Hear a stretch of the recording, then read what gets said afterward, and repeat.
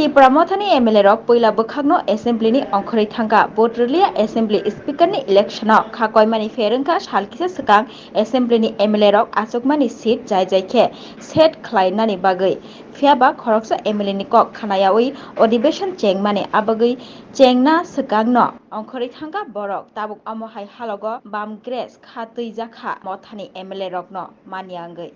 কিন্তু আমাকে আজকে দায়িত্ব দেওয়া হয়নি আমাকে শুধু দায়িত্ব দেওয়া হয়েছে অধ্যক্ষ নির্বাচনের প্রক্রিয়াটা পরিচালনা করার জন্য পরবর্তীকালে এগুলি আপনি বলবেন এগুলি অবশ্যই এগুলি বিবেচনাধীন এবং বিবেচনা করা হবে সময় খুব কম আজকে সুতরাং আমরা এই হাউসে থাকবো না if you are not doing this then we are walking out from the house ঠিক আছে আজকে এটা আমি করতে পারছি না দুঃখিত কারণ আমাকে যে দায়িত্ব দেওয়া হয়েছে শুধু নির্বাচনের দায়িত্ব দেওয়া হয়েছে অধ্যক্ষ নির্বাচনের বিষয়টা শুধু আমি দেখব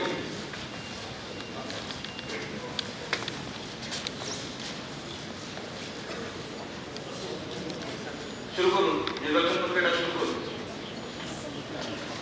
ব্যালটের মাধ্যমে বিধানসভার অধ্যক্ষ নির্বাচনের সিদ্ধান্ত নিয়েছি এখন ত্রিপুরা বিধানসভার অধ্যক্ষ পদে নির্বাচনের জন্য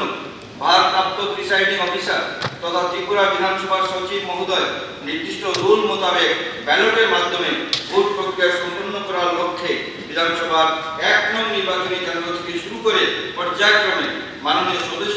সদস্যগণের নাম ডাকার পর ওনারা এসে প্রিসাইডিং অফিসারের টেবিল থেকে ব্যালট পেপার সংগ্রহ করে এই সভায় রাখা ভোটিং কম্পার্টমেন্টে গিয়ে ব্যালট পেপারে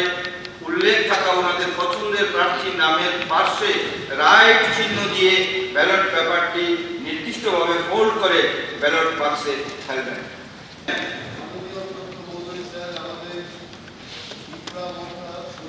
দলের পক্ষ থেকে আমাদের কিছু বক্তব্য রয়েছে গত 2 দিন আগে বিধানসভায় এসেছিলাম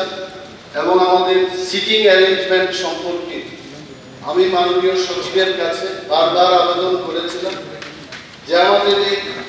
প্রথম সারিতে 3 জন বসবেন এবং 3 জনের বসার সুব্যবস্থা নিয়ে এবং বিরোধী দলের দলনেতা যে বসার সুব্যবস্থার জন্য বলেছি আলাদা করে এটাতে চিহ্নিত করা হয় এবং পেছনের দিকে এইখানে 4 জনের ব্যবস্থা হয়েছে কিন্তু তাদের পা রাখার যে বিষয়টা কম্পার্টমেন্ট এই বিষয় নিয়ে আমি বলেছি কিন্তু আজকে এখানে এসে দেখলাম যে সমস্ত ব্যবস্থাপনা গ্রহণের কথা ছিল একই ব্যবস্থাপনায় ওনারা বলছেন এখানে বসার জন্য এই সম্পর্কে আমাদের আলোচনার দরকার আমাকে বলা হলো যে একটা কম্পার্টমেন্ট যেটা একটা দলের জন্য রাখা হবে আর একটা কম্পার্টমেন্টে গিয়ে বসার কোনো সুবিধা নেই তাহলে এই হাউসের মধ্যে আমি বলবো যেমন কোন দল বলতে পারবে যে নির্বাচনে সে 3টি এমএলএ নিয়ে আসবে বা 5 জন এমএলএ নিয়ে আসবে এটা কেউ বলতে পারবে আজকে ধরে নিন যদি এখানে 5টা দলে বিরোধী দল নির্বাচিত হয়ে আছে এবং 2 জন করে 4টি দলের যদি নির্বাচিত হয় তাহলে 8 জন হবে পঞ্চম দলের যদি 12 জন করে নির্বাচিত হয় তাহলে 20 জনের মধ্যে সে 12 জনের বিরোধী দলনেতা থাকবে ঠিক আছে এখানে আপনার কথাটা আমি বুঝতে পারছি সিটিং অ্যারেঞ্জমেন্টের প্রবলেম তো এবং দেখুন এইটা শুনুন এই যে এটা হবে এটা আপনার প্রস্তাবটা ঠিক আছে পরে বিবেচনা করা হবে বলছি শুনুন